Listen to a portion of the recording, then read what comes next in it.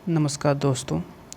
आज इस वीडियो के माध्यम से हम लोग इग्नू का जो कोर्स कोड है BEVAE 181, जिसमें हम पर्यावरण आता है, उसका इकाई संख्या 1 का अध्ययन करने जा रहे हैं।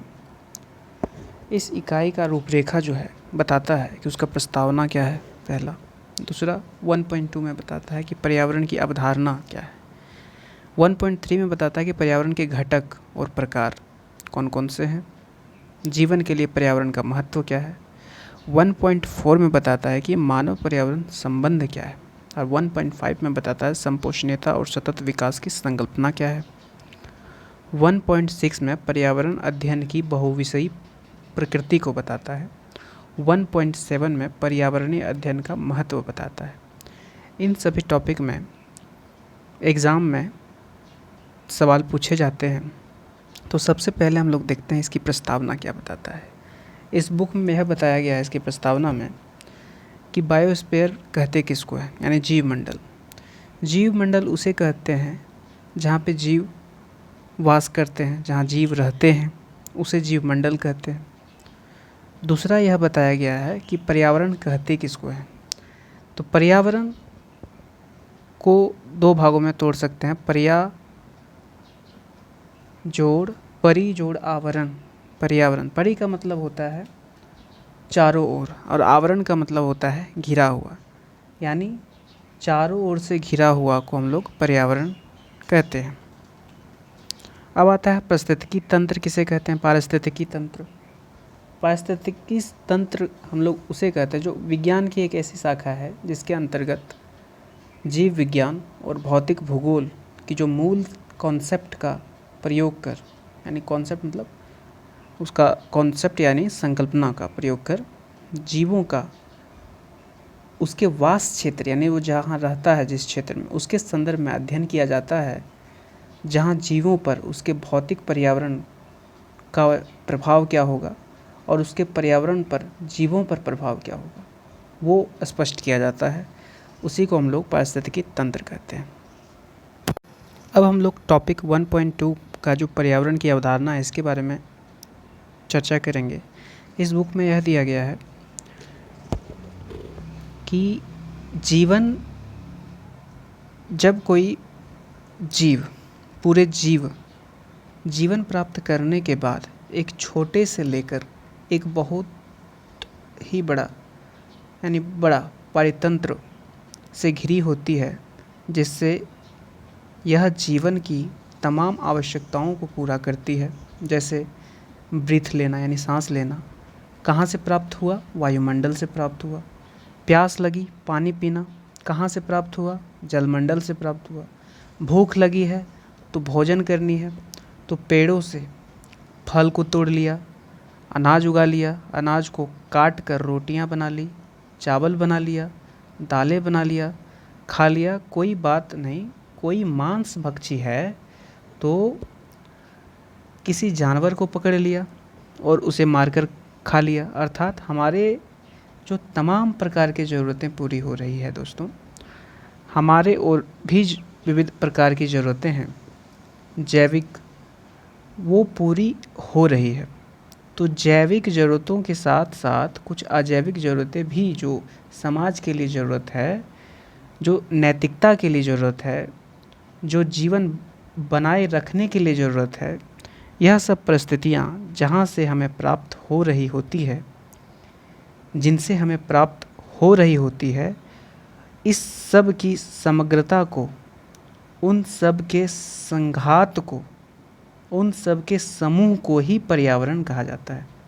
अर्थात वह तमाम स्थितियाँ, पारिस्थितिक दशाएं, घटक, तत्व आदि जिनसे मानव नित नूतन, यानी रोज़मर्रा की निरंतर घिरा हुआ होता है, जिनसे निरंतर प्रभावित हो रहा होता है और जिन्हें निरंतर प्रभावित कर रहा होता है, उन तमाम स्थितियों, परिस्थितियों, दशाओं आदि के समूह को ही पर्यावरण के नाम से जानते हैं। आम तौर पर जो है पर्यावरण दो शब्द से मिलकर बना होता है, परि जोड़ आवरण। परि का अर्थ होता है चारों ओर, और आवरण का मतलब होता है इन्वेलप, यानी जिससे हम घिरे हुए हैं। अर्थात हम चारों ओर से जिन परिस्थितियों, दशाओं आदि से घिरे हुए होते हैं, उसे ही हम किस नाम से जानते हैं दोस्तों? पर्यावरण के नाम से जानते हैं। विविध प्रकार के विद्वानों ने उनके पारिस्थितिकी के संदर्भ में तो कुछ जैविक अजैविक घटक के संदर्भ में तो कुछ भिन्न प्रकार से उन्हें परिभाषित किया है, लेकिन मूलतः तो मूल जो इस सार है यही है कि हम जिन तमाम स्थितियों, परिस्थितियों, दशाओं, घटकों आदि से घिरे हुए होते हैं, हम निरंतर प्रभावित होते हैं और उन्हें भी प्रभावित करते हैं, उसे ही अपना पर्यावरण कहते हैं। जिसमें से कुछ तो टेंजिबल होंगे यानी स्पर्शी योग्य होंगे, और कुछ इनटेंजिबल होंगे यानी अस्पर्शी योग्य होंगे। मतलब कुछ को तो हम छू कर, देख कर समझ सकते हैं, लेकिन कुछ को हम देख कर समझ भी नहीं सकते। तो ये है मूल बातें दोस्तों। लोग 1.3 का पर्यावरण के घटक और प्रकार के बारे में चर्चा करेंगे कि पर्यावरण के घटक कौन कौन से होते हैं और उसके प्रकार कितने होते हैं। तो पर्यावरण के घटक जो होता है मुख्यतः 3 प्रकार के होते हैं। विद्वानों ने इसे 3 प्रकार के घटकों में बांटा है। पहला भौतिक पर्यावरण, दूसरा सामाजिक पर्यावरण और तीसरा नैतिक पर्यावरण। भौतिक पर्यावरण के अंतर्गत दो घटकों में बटा हुआ होता है, एक अजैविक घटक, दूसरा जैविक घटक। अजैविक घटक वे घटक होते हैं जिसे छुआ नहीं जा सकता है, ये स्पर्शी योग्य नहीं होते हैं। दूसरा जैविक घटक वे होते हैं जिसे छुआ जा सकता है, स्पर्श किया जा सकता है। उदाहरण के तौर पर अजैविक घटक वे हैं जैसे कि प्रकाश, वर्षण, आर्द्रता और जल, तापमान, वायुमंडलीय गैस, ये सारा जो है अजैविक घटक है। जबकि जैविक घटक पादप, मनुष्य, परजीवियों और सूक्ष्म जीवों समेत सभी जंतु अपघटक हैं। अब तीसरी के बारे में चर्चा करने वाले हैं कि पर्यावरण के प्रकार क्या है। पर्यावरण कई प्रकार के होते हैं। प्राकृतिक पर्यावरण, मानव संशोधित पर्यावरण, मानव निर्मित पर्यावरण। प्राकृतिक पर्यावरण उस पर्यावरण को कहते हैं जो प्रकृति द्वारा निर्मित खुद होते हैं, उसे प्राकृतिक पर्यावरण कहते हैं। जैसे महासागर, झील, तालाब, नदी, वन, घास, मैदान, रेगिस्तान आदि। ये सारा जो है प्राकृतिक पर्यावरण है जो कि प्रकृति इसे खुद निर्माण करती है। दूसरा आता है मानव संशोधित पर्यावरण। मानव संशोधित पर्यावरण वैसे पर्यावरण है जो मानव उस पर्यावरण को संशोधित कर देते हैं, पूरी तरह से नहीं, बस सिर्फ थोड़ा बहुत बदलाव कर देते हैं। जैसे बागान, वृक्षारोपण, अभयारण्य, बागों, ये सारा जो है मानव संशोधित पर्यावरण है। जबकि मानव निर्मित पर्यावरण वैसे पर्यावरण को कहते हैं जो मानव खुद उसका निर्माण करते हैं, उसमें प्रकृति का कोई योगदान नहीं होता। जैसे उद्योग, शहर, कस्बा, खेती, कृत्रिम झीलें, बांध, ये सारा जो है मानव निर्मित पर्यावरण के अंतर्गत आते हैं। अब बात आती है दोस्तों जीवन के लिए पर्यावरण का महत्व क्या है। जीवन के लिए पर्यावरण का महत्व काफ़ी है।